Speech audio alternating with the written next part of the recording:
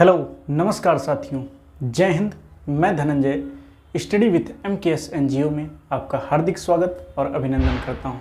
मित्रों, आज हम पढ़ेंगे आकाशगंगा और ब्रह्मांड क्या है, ब्रह्मांड और आकाशगंगा की उत्पत्ति कैसे हुई तथा साथ में कुछ अन्य महत्वपूर्ण तथ्य इसके बारे में हम जानेंगे। चलिए शुरू करते हैं।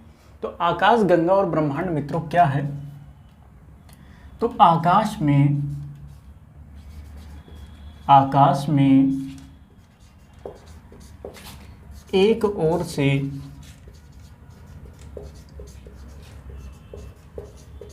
दूसरी ओर तक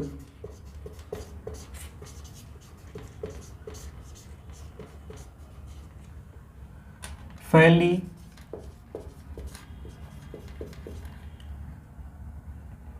आकाशगंगा में एक ओर से दूसरी ओर तक फैली सफेद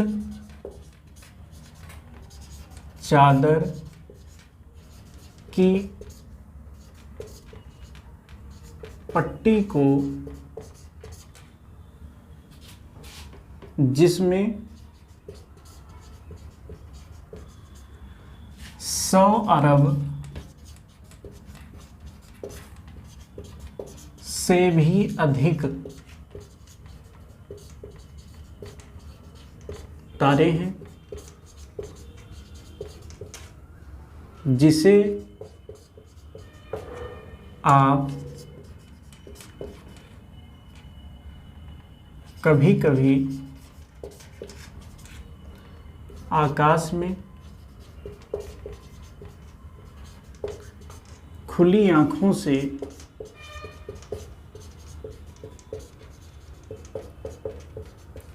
देख सकते हैं।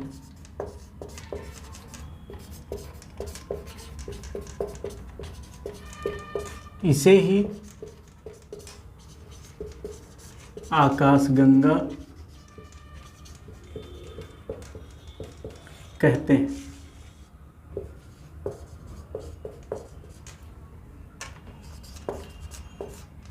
मित्रों, आकाशगंगा क्या होता है कि मैंने आपको बता दिया कि आकाश में एक ओर से दूसरी ओर तक फैली सफ़ेद चादर की पट्टी को, जिसमें 100 अरब से भी अधिक तारे हैं, जिसे आप कभी कभी आकाश में अपनी खुली आंखों से देख सकते हैं, इसे ही आकाशगंगा कहते हैं।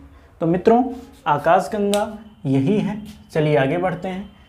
अब ऐसे ही जैसे जो आकाशगंगा हमारी होती है वो ऐसे ऐसे होती है।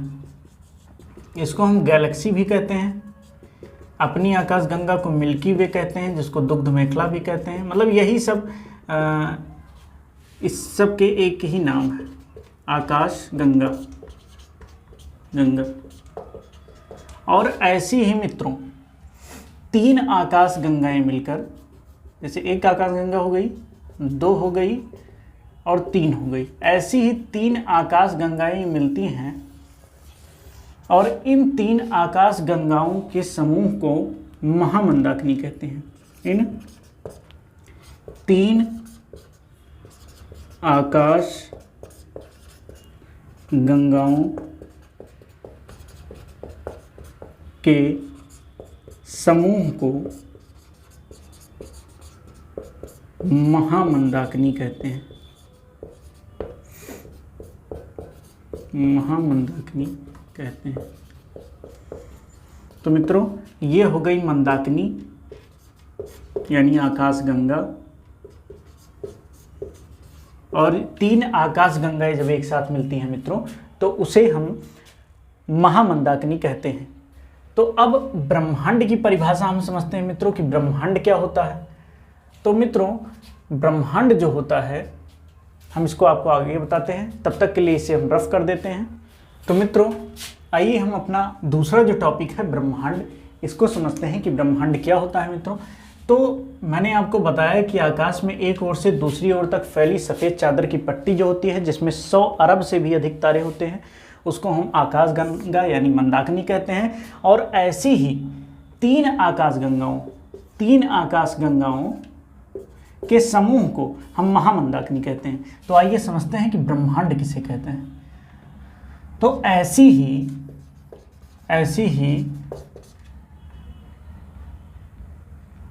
तो ब्रह्मांड मित्रों ऐसी ही अरबों खरबों महामंदाकिनियां मिलकर के ब्रह्मांड का निर्माण करती हैं। ऐसी ही अरबों खरबों महामंदाकिनियां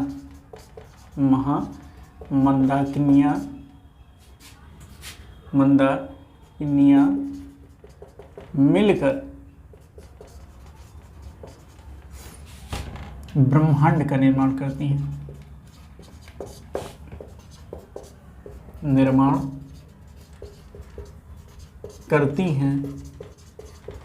इसे ही ब्रह्मांड कहते हैं मित्रों। इसे ही ब्रह्मांड कहते हैं मित्रों। क्या कहते हैं? इसे ही ब्रह्मांड कहते हैं। तो मित्रों एकदम सिंपल से समझिए, इस पूरी दुनिया में सब कुछ एक दूसरे से कनेक्टेड है, कुछ भी अलग है ही नहीं। यही है इस हमारी प्रकृति का जो एक बहुत ही अनूठी चीज़ है, वो यही है कि चाहे वो किसी व्यक्ति का समय हो, किसी व्यक्ति का जीवन हो, कोई पेड़ हो, पौधा हो, मनुष्य हो, कुछ भी हो, कोई चीज़, पैसा हो, धन हो, लोग पैसे के पीछे कितना भाग रहे हैं, भैया अरबों हो जाए हमारे अकाउंट में, खरबों हो जाए, अरे भैया सब कुछ परिवर्तनशील है और सब कुछ अस्थायी है। इस दुनिया में कुछ भी अस्थायी नहीं है, इस पूरे ब्रह्मांड में कुछ भी अस्थायी नहीं है। तो आइए आगे हम समझते हैं। तो ये एक आकाशगंगा हो गई, मैंने आपको आकाशगंगा की परिभाषा बताई, और ऐसी ही 3 आकाशगंगाओं को मिलकर महामंदाकिनियां बनती हैं, और ऐसी ही अरबों खरबों महामंदाकिनियां मिलकर के, यानी ऐसी ही जो मैंने अभी आपको बताया कि 3 आकाशगंगाओं के समूह को महामंदाकिनी कहते हैं, तो ऐसी ही 3 आकाशगंगाएं जब करोड़ों अरबों होती हैं तो उसे ही वे ब्रह्मांड का निर्माण करती हैं और इसे ही ब्रह्मांड कहते हैं मित्रों। आगे चलते हैं मित्रों हम कि ब्रह्मांड और आकाश गंगाओं का आखिरकार जो निर्माण है वो हुआ कैसे। तो आइए हम उस पर चलते हैं और आपको ये बताते हैं कि जो ये ब्रह्मांड है हमारा और आकाश गंगा है, इसका निर्माण हुआ आखिर कैसे, इसका जो उत्पत्ति है वो उत्पत्ति हुई कैसे, उत्पत्ति इसकी हुई कैसे हुई।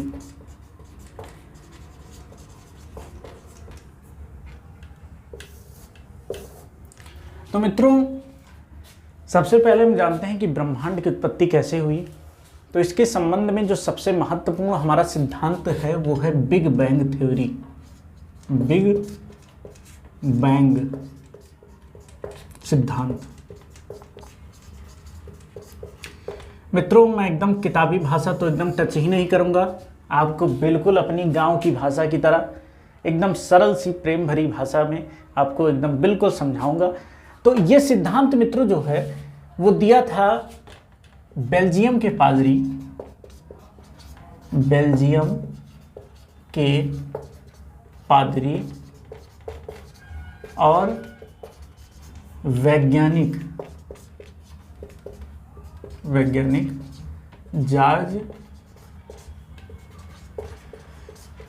लेमेंतेयर ने। तो इसको मित्रों बेल्जियम के पादरी जॉर्ज लेमेंतेयर ने दिया था इसका सिद्धांत, लेमेंतेयर ने। और इन्होंने एकदम सिंपल से समझिए, इन्होंने कहा कि भैया एक बहुत ही हाई डेंसिटी का एक बहुत बड़ा गोला है, बहुत ही हाई डेंसिटी का, बहुत ही हाई डेंसिटी का मतलब मित्रों होता है घनत्व, बहुत ही ज़्यादा घनत्व का एक गोला है। तो किसी चीज़ का घनत्व का मतलब आप समझते हैं, जैसे हम हवाओं को विरल कहते हैं, और किसी ठोस पदार्थ को, जैसे कोई एक भरतू लोहे का आप गोला ले लीजिए एकदम भरा ठोस, तो क्या है, जो भरतू होता है उसको घनत्व बोलते हैं। तो ये जो गोला था इसमें अचानक विस्फोट हुआ। विस्फोट कैसे हुआ कि मैंने आपको कल ही बताया था मित्रों कि जो जैसे ये मार्कर है, ऐसे ही हम कोई और वस्तु ले लें, मान लीजिए एक इतना बड़ा ईंट ले लें हम, किसकी, लोहे की ले लें, और उसको खूब तेज़ी से दबाते जाएं और इतना दबाएं कि उसके आगे उसकी सीमा ही न रहे, तो क्या होगा, उसका आकार तो छोटा हो जाएगा लेकिन वो बहुत ही ज़्यादा हाई डेंसिटी, मतलब बहुत ज़्यादा घनत्व का हो जाएगा। तो इन्होंने बताया कि ऐसा ही पूरे ब्रह्मांड में गोला था, बहुत ही हाई डेंसिटी का, जिसमें अचानक विस्फोट हुआ। मित्रों ये बहुत ही हाई डेंसिटी का गोला था। ये जो गोला था मित्रों, जो जॉर्ज लेमेंतेरे जी ने बताया, इन्होंने कहा कि ये ब्लैक होल था, ब्लैक होल था। जैसे एक ब्लैक होल, एक चम्मच ब्लैक होल की मिट्टी जो होती है मित्रों, मिट्टी का भार इक्वल टू 10 हाथी के बराबर होता है। 10 हाथी के भार के बराबर होता है मित्रों। तो मान लीजिए कि अगर एक बहुत बड़ा हिमालय जैसा पहाड़ हो, हिमालय से भी 1000 गुना ज़्यादा बड़ा पहाड़ हो, और वो पहाड़, वो मान लीजिए इतना बड़ा ब्लैक होल हो, हजारों गुना ज़्यादा बड़ा, हिमालय जितना बड़ा ब्लैक होल हो, तब क्या होगा। तो अगर उसमें विस्फोट होगा तो बताइए कितना बड़ा ब्रह्मांड का निर्माण होगा। मान लीजिए आप एक लड्डू है, आप घर पे खूब खाते हैं, शादी हो या कोई फंक्शन हो तो लड्डू तो ज़रूर आता है, और उसमें जो सबसे अच्छा लड्डू होता है वो होता है देसी घी वाला हमारा मोतीचूर का लड्डू। मोतीचूर वाला जो लड्डू आता है, अगर वो देसी घी का बना हो तो बड़ा बढ़िया लगता है। तो मित्रों उसमें छोटे छोटे दाने होते हैं, छोटे छोटे दानों से वो बंधा होता है। मान लीजिए इस लड्डू का अगर फोड़ा जाए, इसको मसला जाए, तो इसमें से छोटे छोटे छोटे बड़े भी निकलेंगे। जैसे एक इतना बड़ा भाई टुकड़ा निकल जाएगा, कुछ बड़े, कुछ छोटे, कुछ एकदम छोटे। तो जो सबसे छोटे वाले हैं वो क्या बन गए, ग्रह। उससे बड़े वाले क्या बन गए, तारे बन गए। और जो सबसे बड़ा हो गया वो सौरमंडल बन गया। इसी में से मंदाकिनियाँ बन गई। तो ऐसे ऐसे आप समझ लीजिए कि इसी प्रकार जो है वो ब्रह्मांड का निर्माण हुआ। तो इन्होंने बताया कि आकाश में या एक बहुत ही अति उच्च घनत्व का गोला था, जिसमें अचानक, मैंने आपको बताया ना कि ब्लैक होल जो है वो हमेशा संकेंद्रित होता रहता है। यानी ऐसे, क्योंकि जितने भी ब्लैक होल हैं या जितने जैसे सूर्य भी है, ये सब प्लाज्मा अवस्था में है। यानी लिज्बिजा, जैसे जेली नहीं होता, जेली बच्चे खाते हैं, तो प्लाज्मा अवस्था में होता है, तो वैसे ही ब्लैक होल भी था। तो ये संकेंद्रित होता रहता है। और किसी चीज़ को आप जब बहुत दबाएंगे, बहुत ज़्यादा दबा देंगे, जैसे गुब्बारा होता है, देखिए गुब्बारे में हवा भरी रहती है, जब आप उसको दबाते हैं एक सीमा के बाद वो ब्लास्ट हो जाता है। ऐसे ही एकदम सेम स्थिति यहाँ हुई थी। और अचानक जो है, जिसमें अचानक विस्फोट होता है,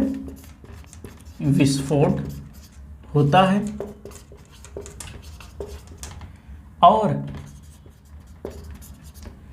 इसी विस्फोट के बाद ब्रह्मांड का मित्रों, ब्रह्मांड का निर्माण होता है मित्रों। तो मित्रों आपको एकदम सरल सी भाषा में समझ में आ गया कि हमारा ब्रह्मांड कैसे बना है। तो जब ब्रह्मांड इसी विस्फोट के कारण बना है, तो हमारी आकाश गंगा भी इसी कारण बनी हुई है। हमारा सौरमंडल भी, हमारा ग्रह, हमारे तारे, तो ये सब इसी के छोटे छोटे जो है पार्ट, इसी में से अलग होते गए।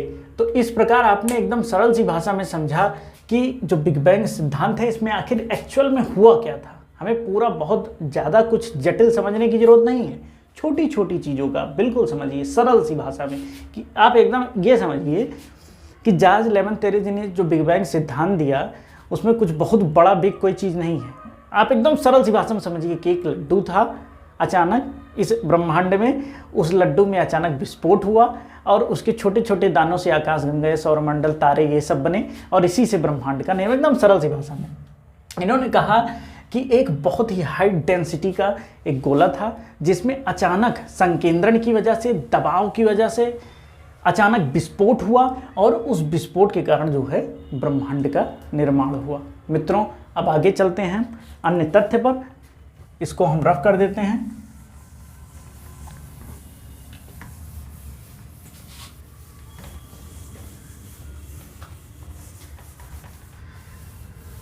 मित्रों जो हमारी आकाश गंगा है, अब थोड़ा हम बात करते हैं आकाश गंगा के बारे में मित्रों।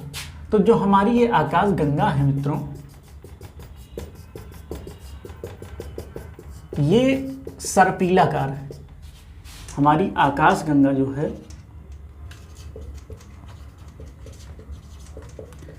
सबसे पहले हम जाने इसे क्या क्या कहते हैं। इसके कई नाम हैं। तो आकाश गंगा को इंग्लिश में बोलते हैं गैलेक्सी, ठीक। और आकाश गंगा को हम मिल्की वे भी कहते हैं, मिल्की वे, दुग्ध मेखला,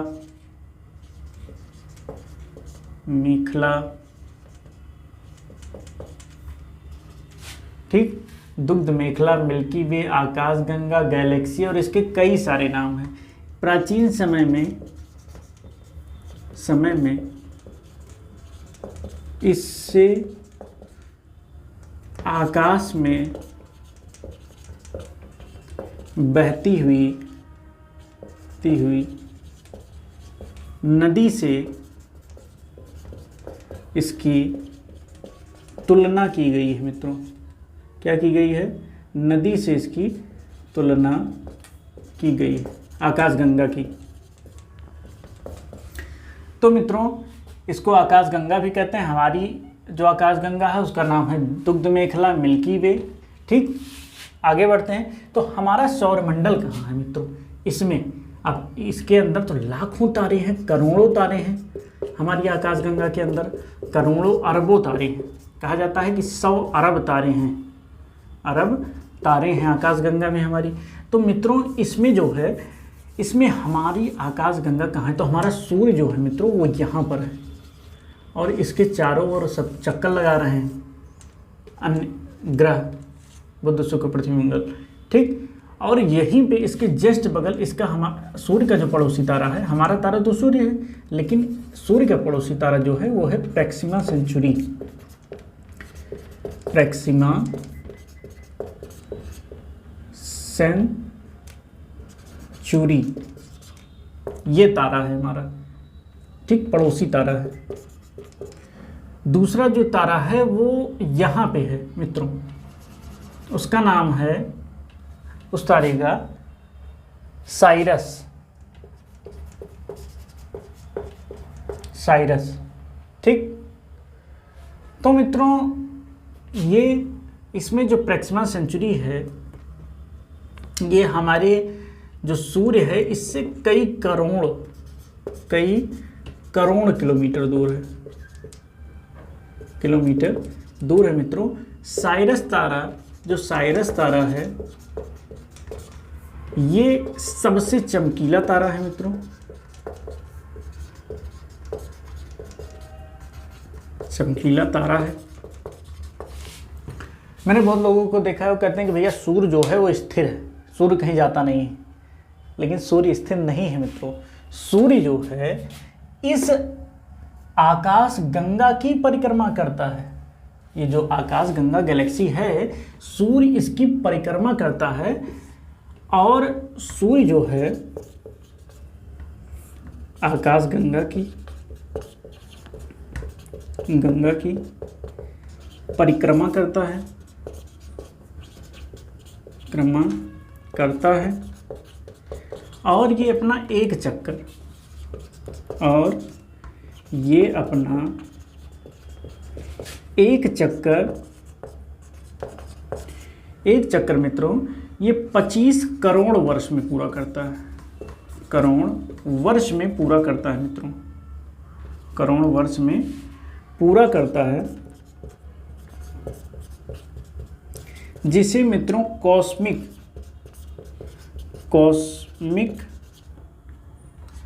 ईयर, जिसे हम कॉस्मिक ईयर कहते हैं मित्रों। जब सूर्य जो है, जब सूर्य पूरे आकाश गंगा का एक चक्कर लगा लेता है तो उसे सूर्य का एक वर्ष कहते हैं। सूर्य के लिए वो एक वर्ष है, लेकिन जो सूर्य है ये पूरे आकाश गंगा की परिक्रमा कितने समय में करता है, तो ये एक चक्कर 25 करोड़ वर्ष में करता है मित्रों।